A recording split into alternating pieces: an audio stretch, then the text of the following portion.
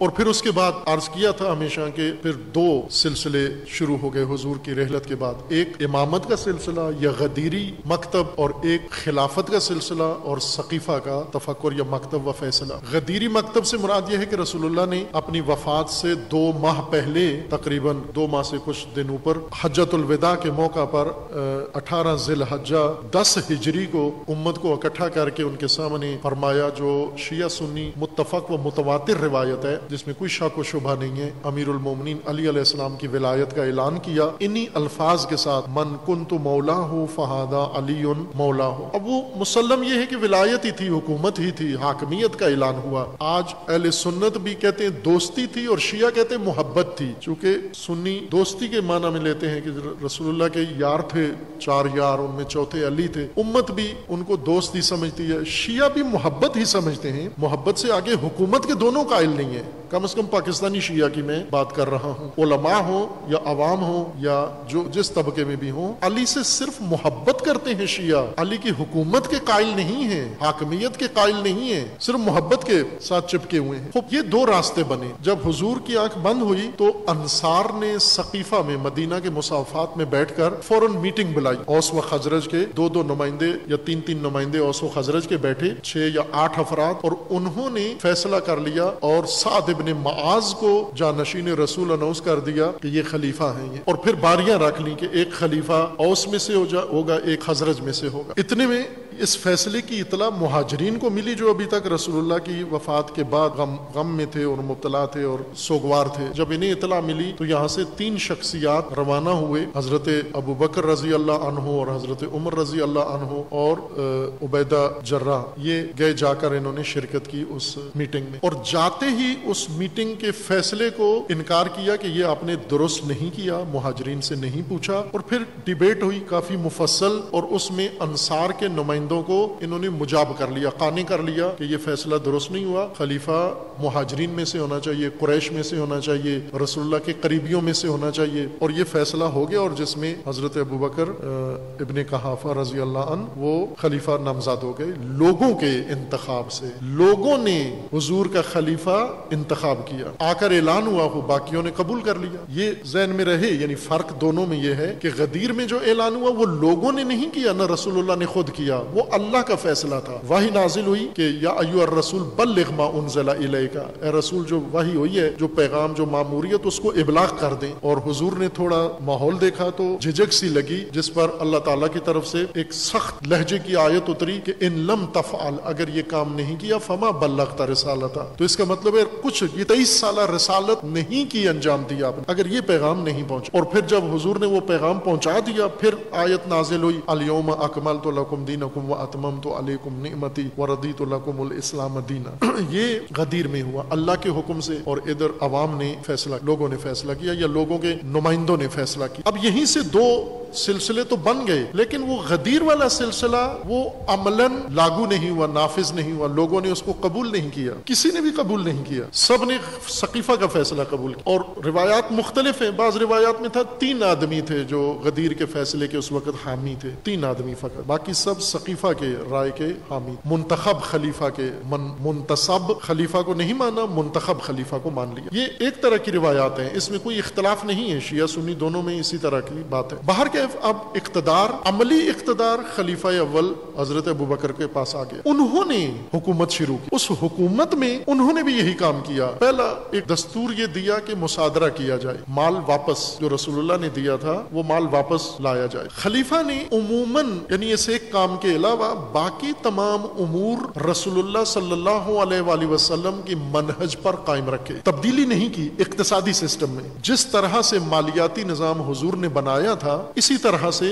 انہوں نے بھی چلایا۔ لیکن خلیفہ اول کے زمانے میں ایک اقتصادی چوٹ لگی بڑی سخت مسلمانوں کو، اور وہ یہ کہ کچھ قبائل نے، بدوؤں نے زکوٰۃ دینے سے انکار کر دیا، کچھ نے ٹیکس دینا، خراج دینا بند کر دیا، جو ابھی تک مسلمان نہیں ہوئے تھے اور انہیں خراج دینا تھا، اور کچھ جو مسلمان ہو گئے تھے جنہیں زکوٰۃ دینا چاہیے تھی، انہوں نے زکوٰۃ دینا بند کر دی۔ اور یہ ایک بڑا اہم ماجرا آیا، جس سے ایک دفعہ پھر بڑا دھچکا اقتصاد کو لگا۔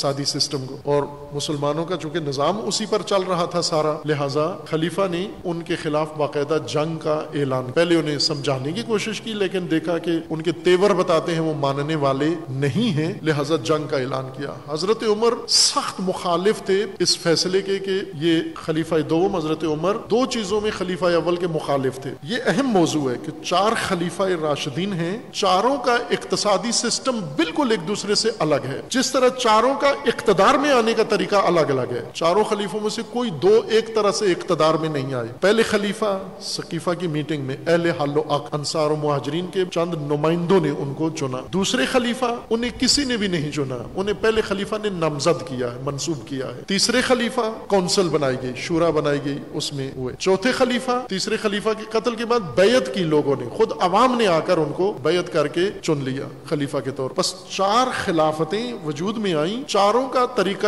انتخاب الگ الگ ہے۔ اب یہ بات بھی سیاسی لحاظ سے تو بہت اہم ہے کہ بالآخر نظام خلافت میں، اسلام کے سیاسی نظام میں حاکم منتخب کرنے کا کیا نظام ہے؟ اگر برفرض ہم انتخابی حکومت کو ہی اسلام کی حکومت سمجھیں تو کیا اس کا عنوان کیا ہونا چاہیے؟ کیسے انتخاب ہو؟ وہ پہلی 4 خلافتیں تو ایک طرح سے نہیں ہوئی، مختلف طریقوں سے ہوئی، تو ان چاروں میں سے کون سا طریقہ ہے؟ اکثر باس کو گول مول کرنے کے لیے کہتے ہیں چاروں طریقوں میں سے جس سے بھی بن جائے، چونکہ چاروں ہوئے ہیں لہذا چاروں سے جس طرح سے بھی بن جائے، لیکن یہ جواب نہیں بنتا، یہ فرار ہے، یہ مسئلے سے بھاگنا ہے، جان چھڑانا ہے۔ حق یہ بنتا ہے کہ آپ تعین کرو دلائل سے، قرآن سے، سنت سے، کسی دلیل سے بالآخر آپ کسی ایک نتیجے پر پہنچو اور ایک واحد میتھڈ بتاؤ امت کو کہ اس طریقے سے چنا جائے گا خلیفہ یا حاکم۔ جیسے ابھی افغانستان میں آگے یہ باری کہ وہاں امارت اسلامی قائم ہو گئی ہے، طالبان نے کابل پہ قبضہ کر لیا ہے اور اب وہاں حکومت اسلامی اسی خلافت کی نہج پر بنے گی۔ کس طرح خلیفہ بنیں گے نہ افغانستان کے قانون میں ہے، نہ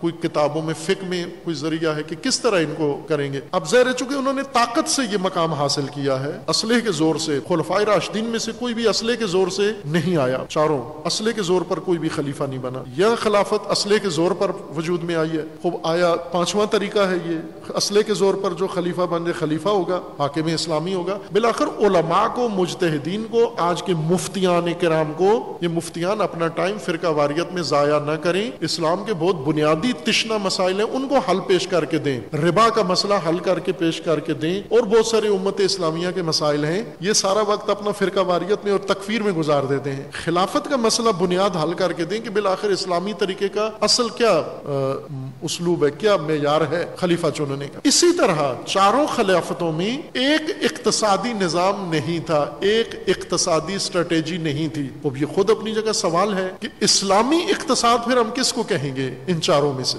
یہ بہت اہم بات سمجھنے کی ہے۔ اصل بات پھر یاد دلا دوں کہ بات کر کیا رہے تھے ہم بات یہ کر رہے تھے کہ امام حسین علیہ السلام نے بنو امیہ کا ایک قافلہ لے لیا، پکڑ لیا اور اس سے مال قبضے میں لے لیا۔ لوگوں کو یہ سمجھ نہیں آ رہی کہ یہ کس جواز سے لیا۔ کچھ کہتے ہیں امام کے شایع نشان نہیں ہے، نہیں لینا چاہیے تھا، حق نہیں بنتا، چونکہ ان کا نہیں تھا مال۔ جواب یہ دیا کہ یہ علامتی طور پر امام نے ایک کاروان لیا۔ اصل امام اس علامتی کام سے یہ پیغام دینا چاہ رہے تھے کہ بنو امیہ کے پاس جتنا مال ہے اور جتنے اموال ہیں وہ سارے قابل مصادرہ ہیں، وہ سارے امت لے لے، خواص امت لے لے، مجاہدین لے لیں، سب کے سب قیام کریں اور بنو امیہ سے یہ سب واپس لیں، چونکہ ان کے پاس کوئی مال دین کا، حکومت کا، مسلمین کا نہیں ہونا چاہیے۔ ان کا اپنا مال جو ہے وہ رہے ان کے پاس، لیکن باقی سب مال ان سے واپس لینا چاہیے، یہ بات تھی۔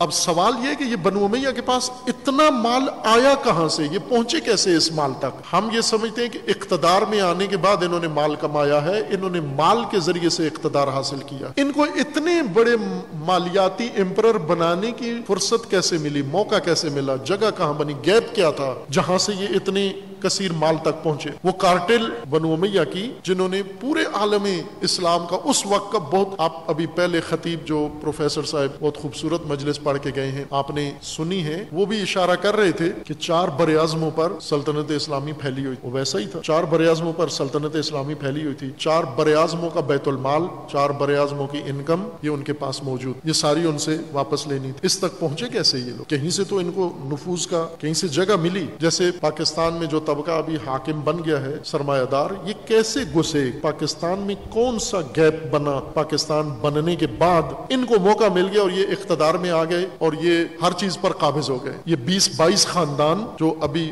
موجود ہیں جن کا پاکستان پورے کے اوپر قبضہ ہے اور مالک ہیں، یہ کیسے گھس گئے؟ اور یہ مالیات ان کے پاس اتنی اربوں خربوں کیسے آئیں اور آج اقتدار اور ہر چیز پاکستان کی تقدیر کے مالک بن گئے اور پاکستان کو اس فلاکت و بدبختی میں ڈالنے والے یہی ہیں؟ یہ کیسے ہوا؟ یہ ضروری ہے یہ جانچنا، یہ جائزہ لینا۔ خلیفہ اول نے جو دو کام کیے اور ان دونوں میں خلیفہ دوم مخالف تھے ان کے، ایک بیت المال کی تقسیم۔ خلیفہ اول اسی طرح مال تقسیم کرتے تھے جس طرح رسول اللہ کرتے تھے، جس کے نام حضور کے زمانے میں جتنا تھا وہ سب کو پتا تھا، وہ بھی اسی طرح تقسیم کر دیتے تھے۔ اس میں مہاجر، انصار، قریشی، غیر قریشی، عربی، غیر عربی، عورت، مرد، غلام، آقا، اس میں کوئی تفریق نہیں تھی۔ ضرورت اور مساوات تو ضابطے تھے حضور کے زمانے میں، خلیفہ اول انہی کے مطابق یہ تقسیم کرتے۔ خلیفہ دوم کو اعتراض تھا اس پر شدید کہ یہ ٹھیک عادلانہ تقسیم نہیں ہے، اس تقسیم کو ختم کرو۔ خلیفہ اول ڈٹ گئے، اس بات میں انہوں نے خلیفہ دوم کی بات نہیں مانی، کہا یہ غلط ہے۔ وہ یہ کہتے تھے کہ آپ کیٹیگری بتاؤ، طبقہ دیکھو، شان دیکھو، حیثیت و شخصیت دیکھو، آپ سب کو ایک طرح سے ہی دے رہے ہیں۔ یہ جو بڑے بڑے مجاہدین ہیں جن کی بڑی خدمات ہیں ان کو زیادہ پیسہ دو، یہ جو عام لوگ ہیں ان کو تھوڑا پیسہ دو، یہ جو بعد میں مسلمان ہوئے ان کو اور تھوڑا دو۔ ان میں عورتوں کو ضرورت ہی نہیں ہے دینے کی، اگر دیں بھی تو نصف یا تھوڑا سا دیں، اور غلاموں کو آقاؤں کے بدلے میں برابر کیوں دیتے ہو؟ یہ ان کا ہمیشہ ان پر اعتراض رہتا تھا، لیکن وہ نہیں مانتے تھے اور اپنی زندگی کے آخر تک تقسیم اسی طرح سے رکھی جس طرح سے۔ دوسرا اعتراض خلیفہ دوم کا خلیفہ اول پر یہ تھا کہ زکوٰۃ کا انکار کرنے والوں کے خلاف جنگ نہ کرو، اس طرح مسائل بگڑ جائیں گے۔ ابھی یہ زکوٰۃ نہیں دیتے، بعد میں یہ ہمارے دشمن بن، چلو زکوٰۃ نہیں دیتے، مالی خسارہ ہے، مالی نقصان اٹھا لو، لیکن باقی چیزوں میں تو ہمارے ساتھ ہے نا۔ زکوٰۃ نہیں دیتے، روزے تو رکھتے ہیں، نمازیں تو پڑھتے ہیں، حج تو کرتے ہیں، باقی جمعہ پڑھتے ہیں، سارے کاموں میں ہمارے ساتھ ہیں، صرف زکوٰۃ نہیں دیتے پاکستانی مومنوں کی طرح، عزاداری کرتے ہیں، سارے کام کرتے ہیں، لیکن خمس نہیں دیتے۔ تو خلیفہ کے جو نظریے کے قائل ہیں خلیفہ دوم کے ہم فکر، وہ کہتے ہیں مومن ہیں پھر بھی ہیں تو اپنے ہی ہیں نا، ٹھیک ہے، ان کو کچھ بھی نہ کہو، یہ خمس نہیں دیتے نا، باقی تو سارے کام کرتے ہیں نا، ان کو ساتھ رکھو، بھائی ہیں ہمارے۔ خلیفہ اسی نظریے کے قائل تھے کہ وہ ان کو اپنے ساتھ رکھو، ان کو بعد میں سمجھا لیں گے، ابھی جنگ نہ ہو، جنگ سے ہم کمزور ہو جائیں گے۔ لیکن خلیفہ اول نے یہ عہد کر لیا کہ نہیں، اگر انہوں نے رسول اللہ کے مقرر کردہ کسی بھی چیز کی مخالفت کی، ان کے خلاف جنگ ہوگی، اور انہوں نے کی۔ اور بعد خلیفہ دوم چپ ہو گئے، بعد میں زیادہ اصرار نہیں۔ یہ دو اہم مسائل ہیں جن میں ان دونوں میں آپس میں شخصیات میں اختلاف۔ خوب یہ عہد گزر گیا خلیفہ اول کا اس طرح مالی اقتصادی سسٹم کے مطابق کہ اس میں زیادہ تر اقتصاد میں جو مضبوطی آئی وہ زکوٰۃ کی وجہ سے آئی، اور جو نہیں دیتے تھے انہوں نے زبردستی ان سے زکوٰۃ لی جا کر، اور اس طرح مسلمانوں کے بیت المال میں اضافہ ہوا اور کچھ صورتحال ان کی بہتر ہو گئی۔ اور جو نہیں دیتے تھے یا سوچ رہے تھے ہم بھی نہ دیں، دیکھا دیکھی، جب ایک نہیں دیتا تو دوسرا بھی انکار کرتا ہے۔ جب ان کی انہوں نے پٹائی کی، ٹھکائی لگائی، تو دوسرے خود دوسرے دن سارے حساب کتاب لے کے آ کے ان کے قدموں میں ڈال دیا کہ حضور ہم دیں گے، پابندی کے ساتھ، ہمیں اس طرح سے پیش نہیں آنا۔